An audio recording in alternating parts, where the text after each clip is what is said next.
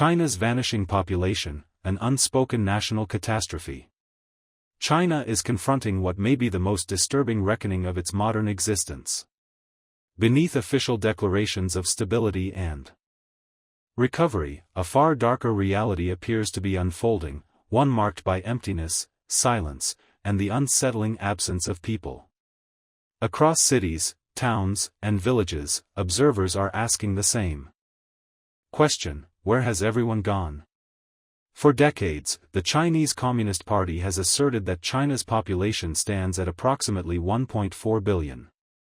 This figure has been treated not merely as a statistic, but as a symbol of national strength, economic potential, and geopolitical weight. Yet today, increasing volumes of visual evidence, demographic modeling, eyewitness accounts, and independent analysis are converging on a conclusion that challenges this narrative at its core. The possibility now being discussed openly, both inside and outside China, is that the country's true population may be far smaller than officially acknowledged. The implications of such a discrepancy are staggering. A population collapse on the scale of hundreds of millions would represent not just a demographic shift, but a civilization-level catastrophe. And while Beijing continues to project calm, the cracks are becoming increasingly visible. An escalating health crisis behind closed doors. In recent months, mainland China has experienced a rapidly intensifying wave of respiratory illness. Officially described as seasonal influenza, the outbreak has spread with unusual speed and severity. Pediatric infections have surged.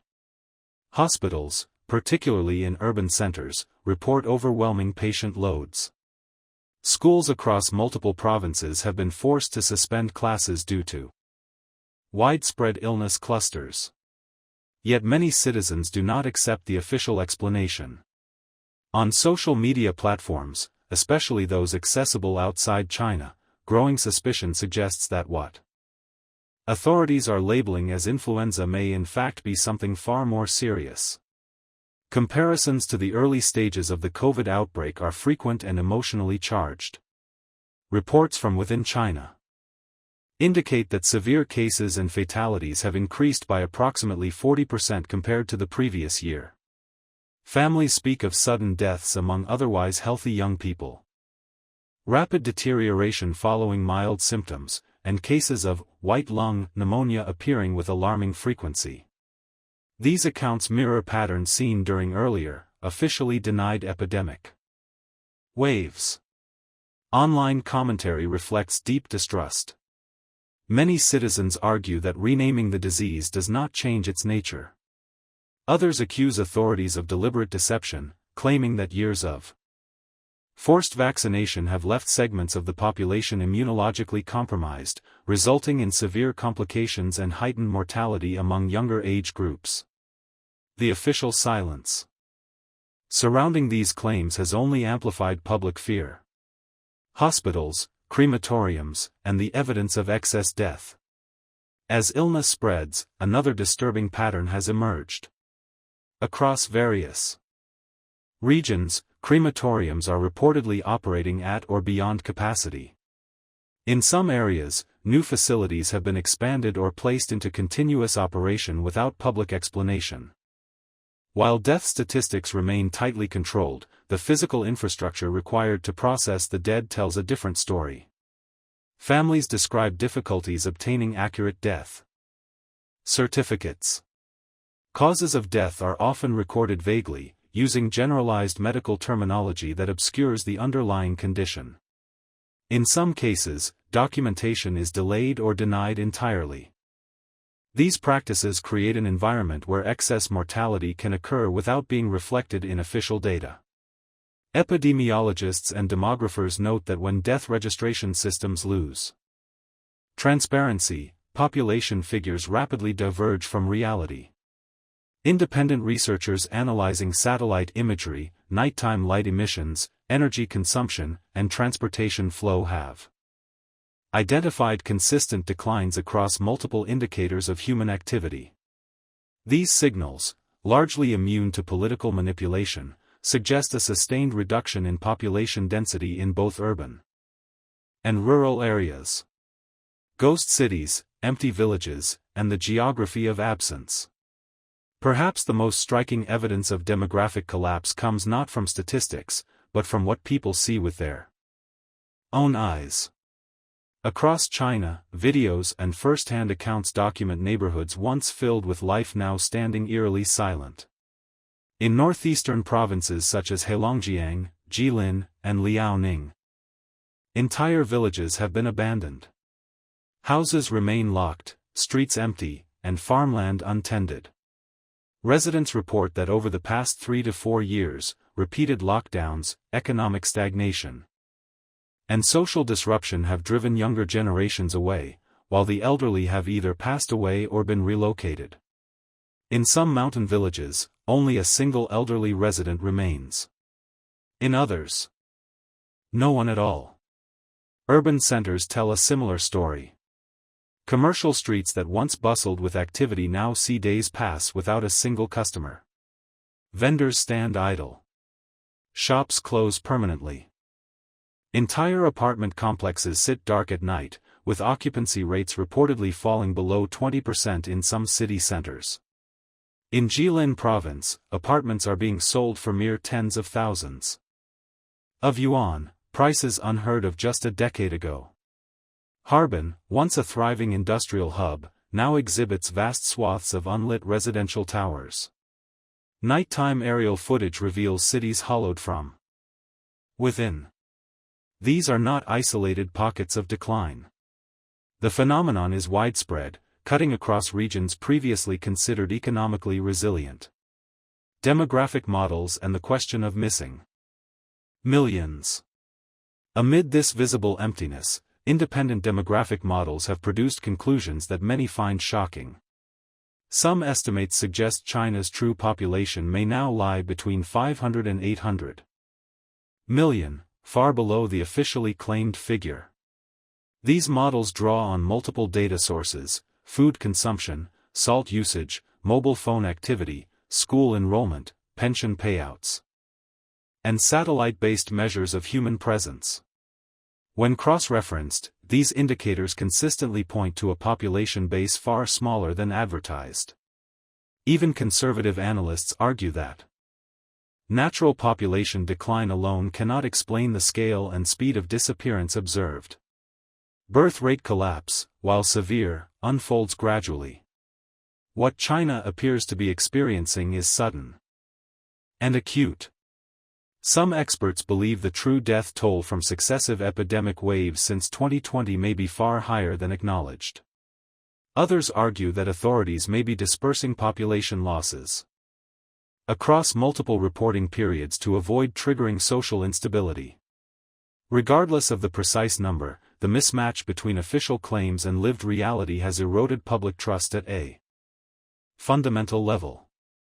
Surveillance, control, and the expansion of biopolitical power. As population uncertainty grows, the Chinese state has dramatically expanded its systems of monitoring and control. Under the guise of safety and efficiency, new technologies are being deployed across schools, hospitals, and public institutions. One particularly controversial initiative involves the rollout of smart school uniforms embedded with tracking chips. Promoted as a tool for student safety, these uniforms reportedly collect extensive data, including movement patterns, attendance, health metrics, and daily routines. Parents have expressed alarm over privacy violations and data security risks. Many question why such intrusive measures are necessary, especially when they do not prevent students from going missing. Critics argue that the real purpose of these systems is not protection, but surveillance and data extraction. Parallel expansions in medical data collection, biometric databases, and health monitoring systems suggest a broader shift toward biopolitical governance, where the state exercises control over bodies as well as behavior. Missing youth and the fear of exploitation. Alongside population decline, reports of missing children and young adults have risen sharply. Independent search records indicate tens of thousands of individuals aged 3 to 22 went missing in a single year. Official explanations are scarce. Families often receive no meaningful assistance. In many cases, online posts seeking help are quickly censored. These disappearances have fueled dark speculation. Some analysts point to leaked documents allegedly outlining donor selection criteria for medical procedures, targeting young, healthy, and highly educated individuals. The existence of such criteria has raised fears of systemic exploitation under conditions of secrecy. Unlicensed ambulances, mobile cremation units, and helicopter-equipped hospitals have further intensified public anxiety. Sightings of medical transport vehicles operating outside normal regulatory frameworks have sparked widespread suspicion regarding organ trafficking networks. While definitive proof remains elusive, the combination of secrecy, coercive power, and unexplained disappearances has created an atmosphere of profound dread. Silencing dissent and the collapse of truth channels. Those who attempt to speak out face swift consequences.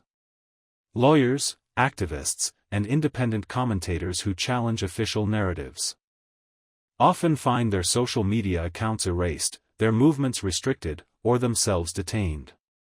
Several high-profile cases have drawn international attention, including individuals who publicly criticized the Communist Party's economic and legal systems. Many of these figures have since vanished from public view or fled into exile. The suppression of dissent has effectively eliminated internal mechanisms for accountability. Without free media, independent courts, or civil society organizations, the public is left with rumor and fragmented testimony as its only sources of information. Ironically, this vacuum has made conspiracy theories flourish, not because citizens are irrational, but because credible explanations are unavailable. Economic decline and the human cost. Economic deterioration compounds the crisis. Across industrial regions, factories have shut down, technology parks stand empty, and service stations see no traffic. Young people leave in search of work that increasingly does not exist. Pension systems strain under the weight of rapid aging and shrinking contributor bases. Birth rates have fallen to historic lows, while divorce and mortality rates climb. For many families, survival has become the primary concern. Housing, healthcare, and education costs remain high even as incomes collapse. Without social safety nets, millions live in precarious conditions. Observers describe this dynamic as a vicious cycle. Population decline weakens the economy, which in turn accelerates demographic collapse. A nation facing its own reflection.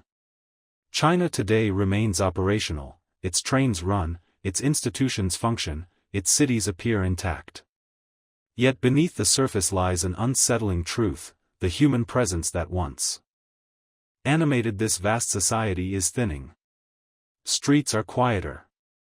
Schools are emptier. Hospitals are overwhelmed, yet death counts remain unchanged.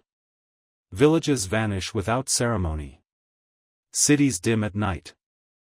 The central question is no longer whether China's population is declining. That much is undeniable.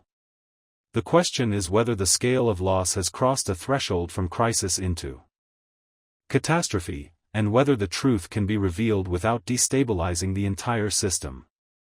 History offers few precedents for a nation of this size confronting such a reckoning. When population collapse occurs in silence, the eventual revelation is often more destabilizing than transparency would have been. Conclusion: the cost of silence. What China may be experiencing is not merely a demographic adjustment or a public health challenge.